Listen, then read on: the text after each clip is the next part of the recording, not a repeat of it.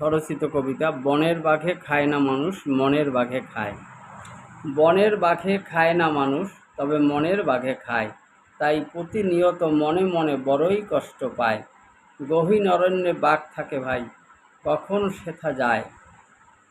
কিন্তু মন থাকে তো সবার সঙ্গে, কেবল কুরে কুরে খায়।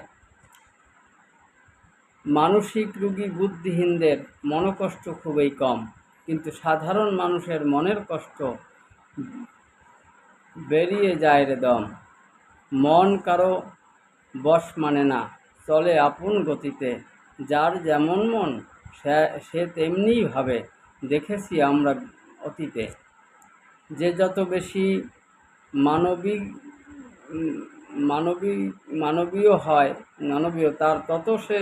তার তত কষ্ট বেশি। যে যত বেশি মানবিক তার তত কষ্ট বেশি। অমানুষদের তত কষ্ট নাই, অন্যায় করেও তারা খুশি। তারা ন্যায় অন্যায়ের ধার ধারে না, ইচ্ছে মতো চলে। এদের সংখ্যাই বেশি পাবেন ভারী এরা দলে বলে। ইচ্ছা মতো কর্ম করে এরা, ভাবে না কারোই কথা।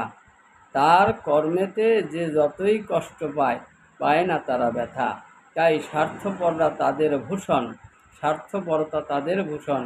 স্বার্থই হলো সার, স্বার্থের জন্য এরা সব কিছুই পারে, ধারে না কারো ধার।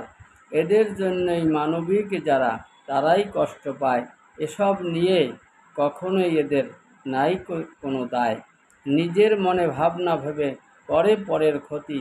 এরা যদি কখনো না বোঝে, দেশের বড়ই দুর্গতি। জয় হরি।